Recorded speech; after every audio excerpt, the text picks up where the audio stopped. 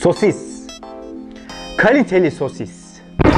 Kaliteli sosis sayesinde bugün karşınızdayım. Kaliteli sosis sayesinde 120.000 kişilik bir aile olduk. Hele amirciğim, ne alakası var kaliteli sosisle dediğinizi duyar gibiyim. Çakal Lezzetler'in ilk bölümü olan şekil sosisli. Açıp bakabilirsiniz. Çok sevdiğim bir bölüm. Her şeyi başlatan bölüm. Hangaltı'da otururken uyandığımda hafta sonu ya böyle güzel bir şey yesem ama dışarıdan söylesem zaten neredeyse 2 kişi 50 lira 60 lira gidecek ve yediğim şey soğuk olacak, güzel olmayacak. Madem öyle ben giderim şarküteriden alabileceğim en iyi sosisi alırım. Ne kadar pahalı olursa olsun yine de çok iyi bir şey yerim ve de daha ucuza gelir. Şekil sosisli çok iyi bir bölümdür bu arada. Çok iyi bir tariftir, yani kullanışlı bir tariftir. İzlemediyseniz, ki birçoğunuz izlememiştir çünkü çok gerilerde, tavsiye ederim. O bölüm kötü olsa belki de denedik ama olmadı diyecektik. Sosis çok güzel bir şeydir. İşlenmiş bir ettir. O yüzden de evde yapılamayan bir şeydir. Çocukken yediğimiz sosisler aşırı güzelken şu an en iyi markaların bile marketteki o standart sosis reyonundaki versiyonları gerçekten çok kötü. Elimde 40 liralık bir sosis tutuyorum. Oldukça pahalı bir sosis. Yani her biri 10 lira. Böyle güzel gurme sosis üreten yerler de var. Sonucunda iyi bir şey çıkarmak istediğimiz için iyi bir sosisle bunu yapmanızı öneririm. Ama tabii ki Çakal Lezzetler'in mantığı her zaman için eve gelen çeşitli misafiri veya işte o günkü günlük ihtiyacınızı karşılamak için hızlı ve pratik bir şey yapmak olduğu için sıradan bir sosisle de yapabilirsiniz. Çünkü zaten o sıradan sosisi bile çok güzelleştirdiğimiz bir tarif var bugün.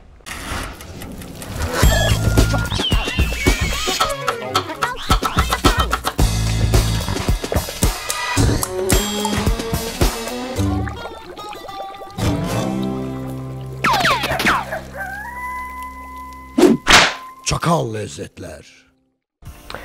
Bu arada Keyif Lezzetleri bölümlerini özlemiştim bayağı. Çok hızlıca bir özetliyorum. Keyif Lezzetleri, Keyif Haritası projesindeki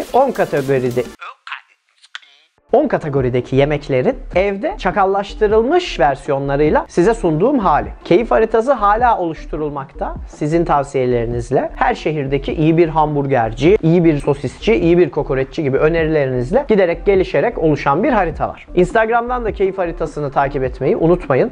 Orada çok güzel yeni yerler keşfedebilirsiniz. Şimdi bugün ben bununla bir sosisli yapsam evet çok güzel olur, çok lezzetli olur ama siz hazır buraya gelmişken çok enteresan, hayatınızda yer edecek bir sosisli tarifim var. Bugün size bir de hamur tarifi vereceğim. Aynı zamanda müthiş de pişi oluyor bundan, aklınızda olsun. Pişi yapmak isterseniz aynı tarifi yapabilirsiniz. Çok kolay, beklemeye gerek olmayan bir hamur olduğu için bugün bunu yapmaya hiç üşenmiyorum. Ama isterseniz kızartmayıp milföy hamuruyla da yapabilirsiniz. Şimdi hamurun oranlarını veriyorum. Ankara'da Oran diye bir semt var. Ankara'ya gittin mi neredesin? Oran'dayız. Yok nereden alacaksın? Oran'dan alacağım. Ulan işiniz gücünüz makara ha Ankaralılar. Evet arkadaşlar. 3 yumurtaya oranlı bir hamur olduğu için yarıya indirsem 1,5 yumurta bilmem ne falan zorlaşacak diye 3 yumurtaya göre ben tarifi veriyorum. Biraz çok olacak. Yarın da pişi yaparsınız ya. 8 kaşık yoğurt.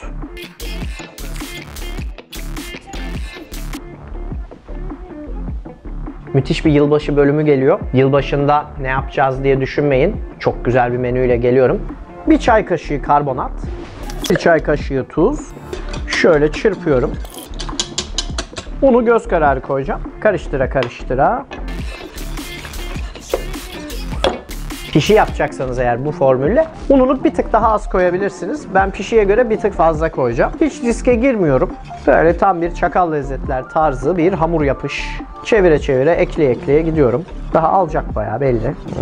Yavaştan koyulaşmaya başlıyor. Elle tutulur hale gelmeye başlıyor. Mesela pişi yapacaksanız şu an çok iyi. Bugün sizlere sıyır bir pişi hamuru tarifi vereceğim. Bizim afacanlara yapıyorum. Hafta sonlarında gerçekten bayılıyorlar. Eymen oğlum! Eymen vurma kardeşine! Vurma! Hafta sonu bizim afacanlar buna bayılıyor. Yanına reçel koyuyorum. Eymen! Lan Eymen!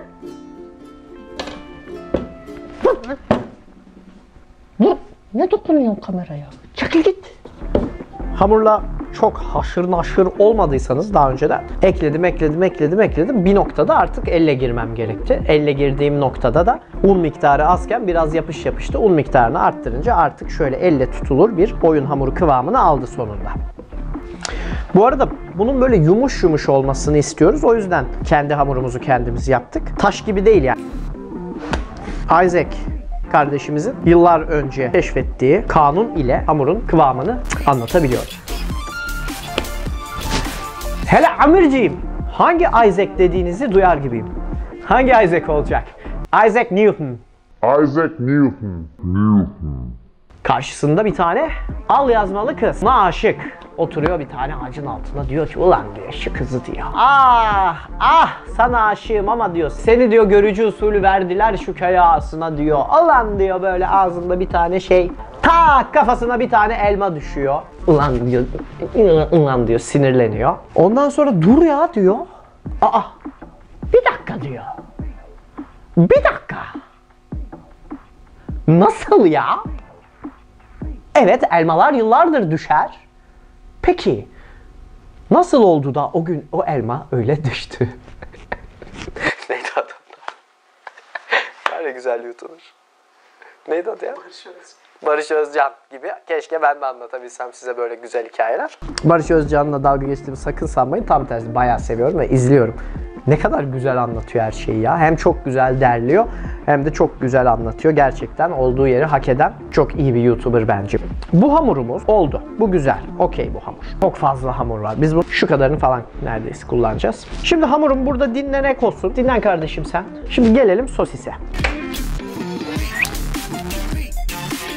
Karizma. Kokusundan falan çok belli. Büyük bir markanın daha gurme olarak ürettiği bir seri bu. Daha küçük üreticilerin de var. Ve hatta bilirseniz ki Dolapdere'de de Kozmaoğlu vardır. Yıllardan beri hala ayakta duran Türkiye'nin şarkütericisidir. Böyle yerlerinde hala devam etmesi, korunması, yeni ufak butik üreticilerin de çıkması tabii ki çok güzel şeyler. Bölümün başında dedim ya, sosis işlenmiş bir ürün ve evde yapması çok zor diye. Aslında bu bölümü size evde kendi yaptığım sosisle yapmak istiyordum. Güzel bir sosis tarifim var. Ancak çok güzel bir köfte gibi oluyor evde yapılan sosis.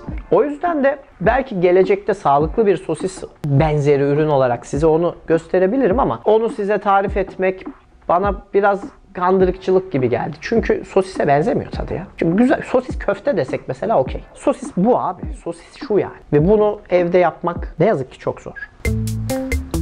Sosisi yarıdan kesiyoruz. Spiral şeklinde keseceğiz ama birkaç noktaya dikkat etmeniz gerekiyor. Bıçağınız açısıyla beraber sabit kalsın. Siz alt tarafı çevirin. Kaliteli sosis olduğu için et içi bildiğimiz dandik sosis olunca çok daha kolay kesiliyor, çok daha şekilli oluyor. Maliyet anlamında hem ucuz olsun hem de güzel olsun istiyorsanız dandik sosisle yapabilirsiniz.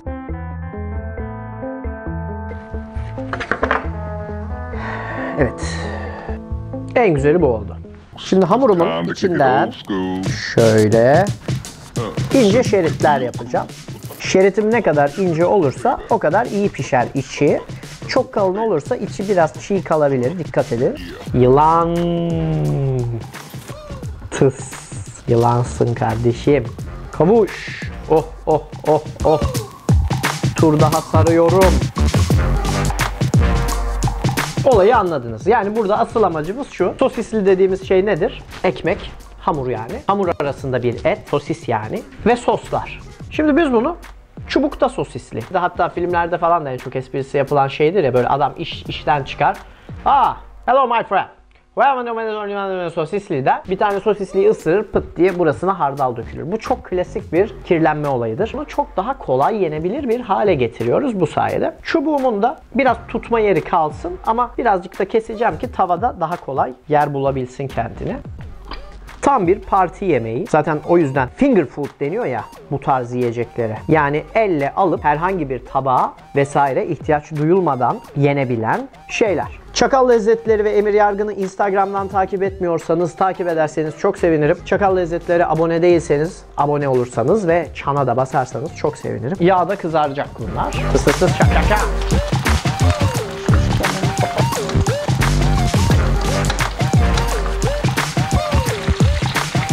Soşiş diyebiliriz yani buna. Soşiş. Seni yerim sosis diye bir reklam vardı arkadaşlar. Türk reklam tarihinin en önemli reklamlarından biridir. Seni yerim sosis. Şişman sosis. Uzun sosis. Minik sosis. Şirin sosis. Seni yerim sosis diyen hanımefendi tabii şimdi kocamandır o da. Benden sanırım biraz küçüktü o. Benden büyük bile çıkabilir ama. Seni yerim sosis. Tombul sosis. Seni yerim sosis diyen kız eğer bunu izliyorsa DM'den bize mesaj atsın. Sosis sevmemizin en büyük sebebi sensin. Seni seviyoruz hanımefendi. Bunlar da pişti bu esnada.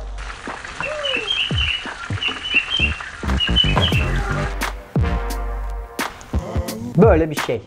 Çok güzel değil mi ya? Şuna bakın. Elde sosisli. Sosisler hazır. Çıbıkta sosisli bunun adı arkadaşlar. Şimdi bunları böyle dizelim.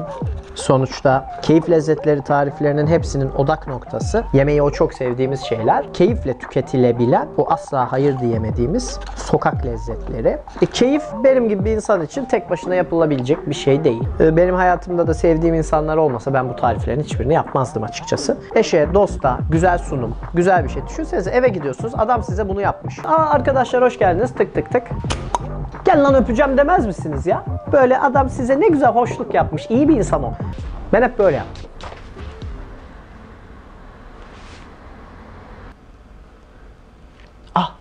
Bak şu an fark ettim ha. Gerizekalı mıyım lan ben acaba?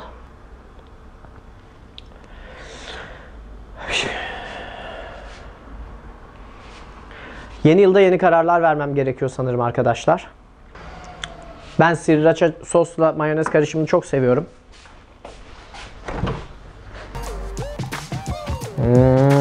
Alta mayonez, üstte sriracha. Homojen karıştırmadan yemeyi çok seviyorum. Böyle batırıp çıkarıyorum patatesi ya da bu tarz şeyleri. Şimdi bir de üstüne tabii ki parmesan rendeleyeceğim. Tabii ki derken evde vardı o yüzden rendeliyorum. Daha da güzel gözüksün diye.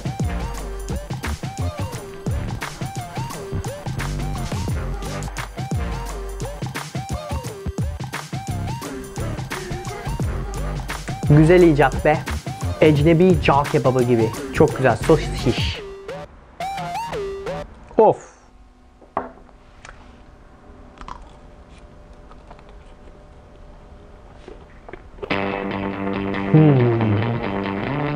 Çok iyi bir parti lezzeti be.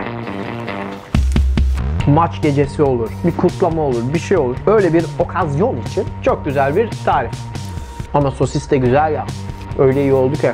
Bence kendinize yapıyorsanız şöyle güzel bir sosisle yapın. Ama çok kişiye yapıyorsanız falan. Oh. Bu arada çubuğa bağlı kalmak zorunda değilsiniz artık. Hamurumuz sosisi tutuyor. Bakın.